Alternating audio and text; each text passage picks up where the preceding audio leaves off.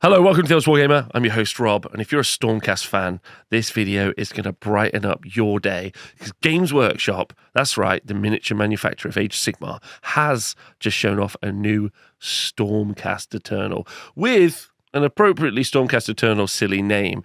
And we're going to look at these right now and talk a little bit about their background. But I'm going to need you in the YouTube comments to let me know what you think of these models because I'm not sure. Don't forget, Games Workshop just coming off, wiping out its entire first and second generation wave of miniatures, swamping them out, just getting them out there, just absolutely just getting rid. And I think a lot of Stormcast players feeling a little bit tender, feeling a little bit concerned. And as we've been talking about with the Twitch chat, we've been talking about how that has impacted whether or not they want to buy Stormcast. But these new miniatures are so hot. I think they might have won Stormcast players back, but I don't know. I'm not sure. You need to let me know in the comments. Are they getting you back in the fold? Did they just delete hundreds of pounds worth of your stuff? And are you like, I'm excited to get this new stuff. This is fun. Let's talk about what they've released, shall we? The Ruination Chamber opens, and the Reclusians, that's right, the Reclusiarchy, are the most battle-hardened Stormcast Eternals yet. All right, pretty spicy. So these are the three. There's a unit of 3. We'll talk about this in a minute. Might be a unit of 1 with 2 hangers on. Could be a unit of 5. At the minute, we're not sure, but it could be a unit of 3 because they've shown us 3 sculpts. And these are the 3 kind of characters or a unit of 3 that we saw in that launch trailer for Age of Sigmar 4. Now, these have got a pretty interesting backstory, and we should probably talk about that now. If you don't know anything about Stormcast Eternals, that's okay. I think a lot of people think that they're a little bit dull, but they do have a pretty interesting kind of story. Age of Sigmar started with Stormcast Eternals kind of trying to retake the realms of the 8 different realms away from Chaos, who'd taken over the realms from Sigmar and all of his peoples. But before this big reclamation, there were no Stormcast Eternals. Stormcast Eternals were a new creation that Sigmar created specifically for reclaiming the realms. And the way that he did that was he took the souls of great warriors and mighty leaders, and I assume a couple of cheeky bards, I'm not really sure, and he took those souls at the moment of great defeat, a moment when they were holding the line against, 1,000 Chaos Warriors storming towards them, and just before they died, Sigmar would snatch their soul away, which kind of got him into a row with Nagash, and then he would reforge, and then encase them in Sigmarite armor, and that is the Stormcast Eternals. And every time they get into a fight and are again killed, they go back for another reforging. And every reforging that they go through wipes a little bit of their soul, a little bit of their memory. They become like husks, which is a nice kind of like allegory, kind of like, a good commentary on soldiers having to repeatedly go back to war zones, do multiple tours, all those other things about how, there's this, they're effectively Stormcast with like very, very severe PTSD who are, and while obviously that stuff is not a great thing, that it exists in the world, it's nice to see that kind of represented in the story of these eternal warriors. They're not just gladly running around, they are literally haunted and destroyed by the acts of war, vengeance, death, and and recycled birth that continues through. And I think that's very fun. I think that's very, very fun as a storyline and as like as a thing to kind of like bear witness to in a fun miniature setting, not in a real world setting. Right, okay, so let's talk about what they are now. These twisted beachheads, talking about Skaven invading the realms, appearing in the realms are deadly to even the freshly reforged Stormcast Eternal Liberators. So Liberators are, kind of like, they're like the trainees. They're like, yo, we've just got your soul, even though you're a mighty warrior, you're a liberator now. And the scale of the disaster is so broad that Sigmar has been forced to unseal the Ruination Chamber of the Stormcast Eternals. The first warriors to emerge from its threshold are the Baroque Reclusians. Now, I'm going to need some help with everyone in the chat and everyone who's watching this at home to let me know what they think of the name Reclusians, because I think it's pretty silly, but that's fine because the models are sick. So we'll go talk about that now. no more than a handful of reforgings away from losing themselves completely. And this is an interesting thing because this is the only group of Stormcast who have reached that point in the story where they could potentially fall apart, like, I guess, mentally. We don't know. We have no idea what that looks like. I've talked about in previous videos, they might just turn into kind of like statues. We could end up with Stormcast somehow moving on to Chaos.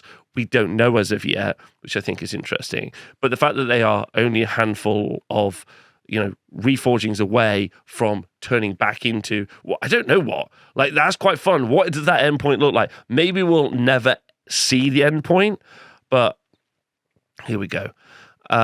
But the reclusions had been sequestered into quiet contemplation. So these were literally retired Stormcasts. So if you are a Stormcast who loses enough of your mind and soul, you are put into outer pasture, which is kind of interesting because you would think, I don't know, Sigmar would constantly throw these guys into battle. And as they got stronger because they lost more of their mind and thoughts, they would want them to battle more.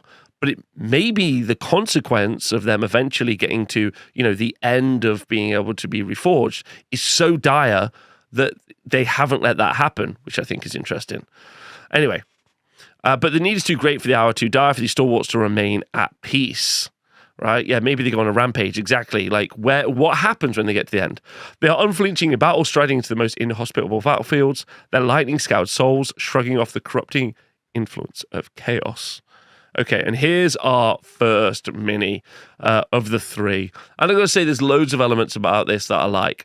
Had this been the Age of Sigmar 1 launch Stormcast Eternal, I think this would have taken the world by storm. There's so many good bits here. Obviously, you've got all of and also very similar to a lot of like Space Marine stuff that we've seen as well. As it's Unit 3, I think it's got some good mirrors with Blade Guard Veterans. Blade Guard Veterans are very popular in the launch of 9th edition 40k, and so I could see why they would want to create a mini that's similar, especially to try and attract some 40k players over into Age of Sigmar. Other than that, it's got some very nice detail. Some would describe it as overwrought, like a little bit complex, lots of detail, maybe some unnecessary detail. But as we talked about when we talked about the Liberator model, the Liberator is a brilliant model for your new starter. You can paint them up quick. There's not a lot of detail on them. These show that they've been in many wars. They've had many experiences along with, the battle, and then they look like that, which is quite cool. I think these look sick. I'm just going to say it. I think these look really good. The silver's really good. I think it's a great decision that they've moved away from gold Stormcast Eternals. I doubt we'll ever see them go back to gold Stormcast Eternals. I think that's something we will never see. I don't think that's ever going to happen. And I think that they know that they're going to win with this because it just looks better. I don't know who convinced them to get off their high horse, but the gold going away, I think, is a positive, which is really good. And the axe is really good. After countless reforgings over centuries of service, the God King, the gift of immortality, becomes a curse, and these Stormcast humanity is slowly eroded away. They may have forgotten their old friends and blood relations, their place of origin, or even their own battle-scarred histories. Some may have strange supernatural phenomena manifesting around them, speak with voices of thunder, or have lost their ability to dream a better life. Be super interested to see if any hero-level characters coming out of the Ruination Chamber. That could be really interesting because we end up with some pretty cool additional elements or special abilities that you wouldn't necessarily think of as Stormcast. And again, that void of humanity, that void of the soul, how is additional magic powers emanating in there? Or are they becoming more electric demons? Would we see like thunder lightning demons in the future? Stormcast, can you imagine a Stormcast suit of armor exploded open? A Djinn style kind of like large swirling vortex of power and magic with some armor. That'd be really fun as well. Anyway, the Reclusions fight on nevertheless. They have honed their skills over numerous lifetimes, armed with mighty rune-blessed weapons, and claim the finest Thunderstrike armor adorned with relics and parchments listing their deeds. But look at what else is going on. They are not alone. They have accompanying them, and here you see an absolutely fantastic dual axe wielding Stormcast. And I got to say, and if you've watched this show before, I've talked about the fact that I don't think Stormcast Eternal should be the poster child of Age of Sigmar, should be the Cities of Sigmar. The story should always be Cities of Sigmar versus the Dark Oath. the humans, and then everything beyond that is this wild fantasy setting where sea elves and fish elves are battling against Caradron Overlord boats with all sorts of other stuff, wild machination. And Stormcast should be these things that descend occasionally, right? This is just brilliant, though. These Stormcast Eternals are stunning, and as a Stormcast Eternal hater, I love them. So there we go. Well done to the sculptors. We never get to know who they are. Now, they do have these little attendants. The Dual Axe one is particularly great, which are amazing. These little humans, you can see them here. We have a guy with like a Reclusy style helmet put on where it looks like a Stormcast helmet, but sideways, which I really enjoy. And then he's got is it a conch? I can't remember what it is, the thing that lets the smoke out. But that's very cool, and especially heavily armored. And then we have the flame variant, which I think is hot. It's a sensor. That's what it is. It's a sensor, obviously. Thank you. And then we have a flame variant, and this is very 40k.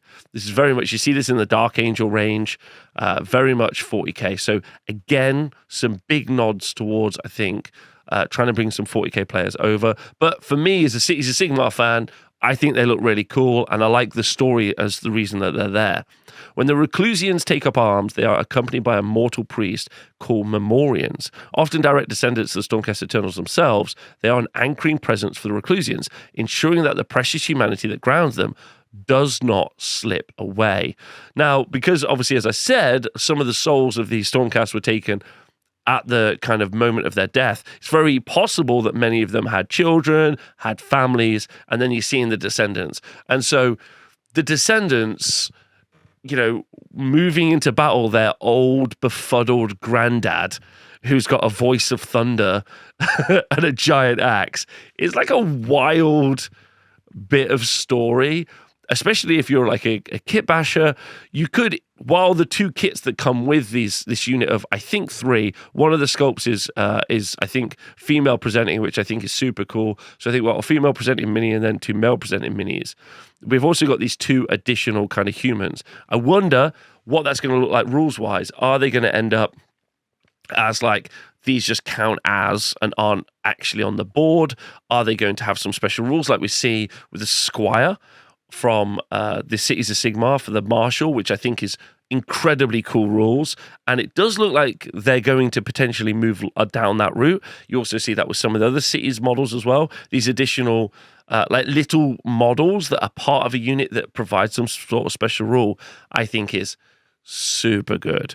I think that's really fun. But if you're a kit basher and you're someone out there who wants to make a fun additional kind of like kit bash, then if you were looking to build some Stormcast Eternals that were allied to Sylvaneth, for instance, this could be a Dryad, or this could be like a different model. It doesn't have to be what they are, which I think could be really fun. So yeah, I like that. I think that's a fun little inclusion, and I think it's super cool. And yeah, I think these are great. I'd love to know what everyone else thinks. If you're watching this back, let me know what you think. Obviously, I think these are cool. Can't wait to find out what everyone's thoughts are. Leave them all in the comments. Thanks for listening to my video.